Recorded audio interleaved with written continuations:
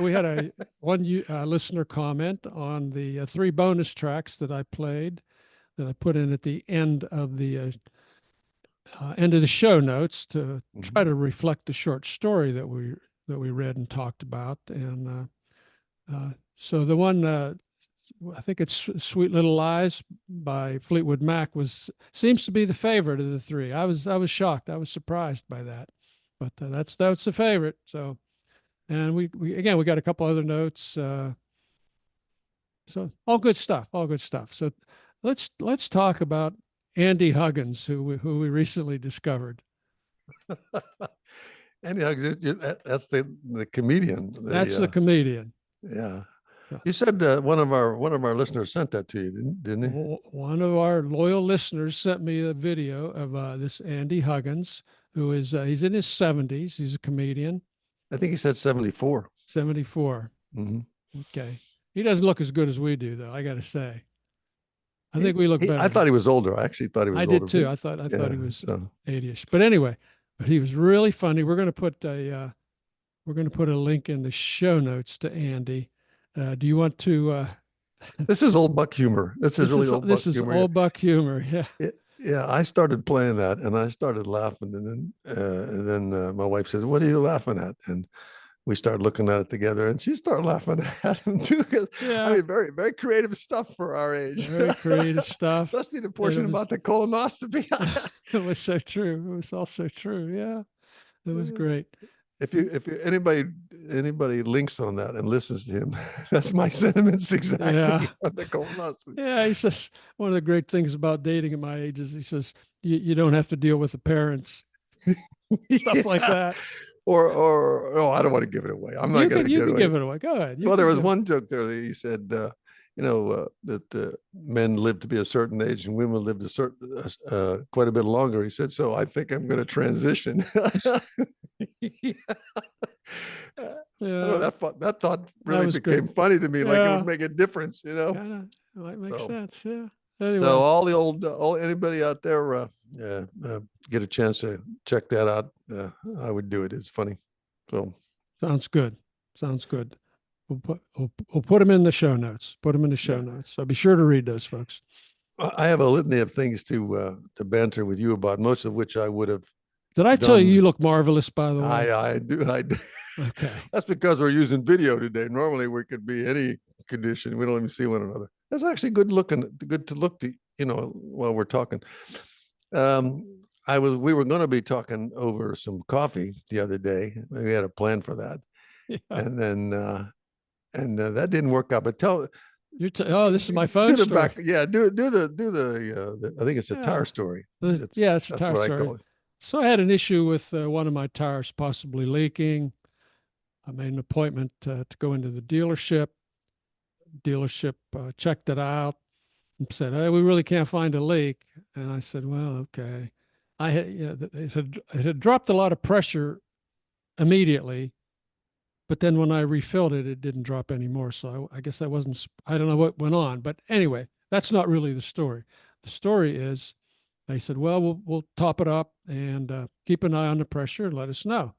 So okay, so I'm going up to your place. So let me add some color to that. It's really, really dark. It's really dark. Thunder, lightning, rush hour traffic. You can hear the thunder in the distance. Yeah. It's ominous, and yet we're going to meet. We're going to rendezvous for a little bit of a chat and everything. And I get up to the street. And I'm waiting one of your cross streets. Yeah. So I call you. So I'm on the speakerphone, on the car speakerphone, talking to you. And while we're talking, my phone rings. And I thought, how can my phone be ringing? I'm talking to Dell. So I reached down into the well where I always keep my phone, picked it up, like, yeah, it's ringing. I answered it, and it was the guy from the garage. And he said, "You've got my mechanic's phone in your car." He says, "In fact, you're talking on it right now." And I said, "What?"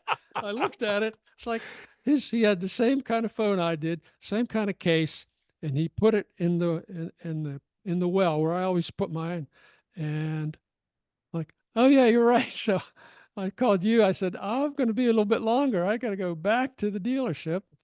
And, well, at that point, we said there was no way that you were going to make that turn again because it was quite a bit of distance between the two of us at the time. But you know, you think you can predict everything like, hey, I'm caught in traffic or something. So I've got to go back and return the phone. I said only a couple of $2 that stuff happened too. So how does that yeah, happen? we didn't get a chance to speak face to face yesterday, but we're talking now. Hey, I wanted to mention now you say I said Kelce, but you say it's Kelce. Did you see that story about those two? I say it's Kelce. You're no good. The Kelce brothers. They're Kelce, aka Kelce brothers, right? AKA Kelce Brothers. All right. Okay. Well, I know there's a big debate over how. Well, what's the story about it? Let everybody else know what the big story is. I mean, they started a podcast. Of course, we had our podcast long before that. Yeah, so much longer. And they started a podcast, and within a matter of months, I suppose, or they got a few endorsements, and all of a sudden they've got this really big podcast going on. And I said, I said, if one of the two of us had become professional football players at some point, you talk about it. You talk about the planets were aligned for those guys. Yeah, I mean, I'm happy for them. Yeah, they started this podcast called New Heights. I checked back. They started it in 2022. It is now, I think they said last quarter, it was the fourth largest podcast in the United States. They have a couple million downloads, which is close to ours.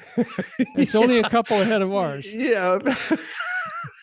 But I thought that, I thought the circumstances that allowed that meteoric rise to, podcast them was interesting. But it's like, we could probably talk about what's happening in the, Kansas City Chiefs locker room. Like, yeah. Hey, I saw, what's his name? He's throwing a pretty nice ball today, David. Mahomes is looking pretty good. And, so-and-so's got a bad knee or something. Well, they're only getting $100 million for a 3-year deal with Amazon. So in a way, I feel bad for them because now it's like a full-time job. Hey, but I often think if you're a professional athlete, and all of a sudden these endorsements, I always felt that happened to Baker Mayfield when he started doing commercials. It wasn't long after that he wasn't playing football well. And I just watched Carlos Alcaraz in the U.S. Open. Did you watch that? I did not. Did he win? He did not. He did not win. He did not win. He lost in 3 straight sets. But he used to come out in just a plain white outfit. Now he's got Nike, he's got Nike symbols on his shirts and all that stuff like that. And I said, man, it's like once they reach a threshold, you get that big contract, baby. Yeah, I mean, now you got to perform. Travis probably wouldn't want to get hit, sideways playing football and all of a sudden have to be podcasting in crutches or something. So I don't know how that's going to play out, but I do. I give those guys credit, and I think the old Bucks. We have our own style, but we're similar in many ways. I would, except for the $100 million deal. And they know how to get in touch with it if they want to. We can issue a challenge to those guys. They can invite us onto their podcasts, or we could invite them on ours, and we can talk about a little bit of football, which they may have the insight on. Right? They probably know a little more about professional football than we do. But Kelce's probably checking his email for the invite, I'm sure. Yeah. But we know how to do fitted sheets. So all the best to those guys. All the best to the Kelces. You gotta love them. You gotta love them.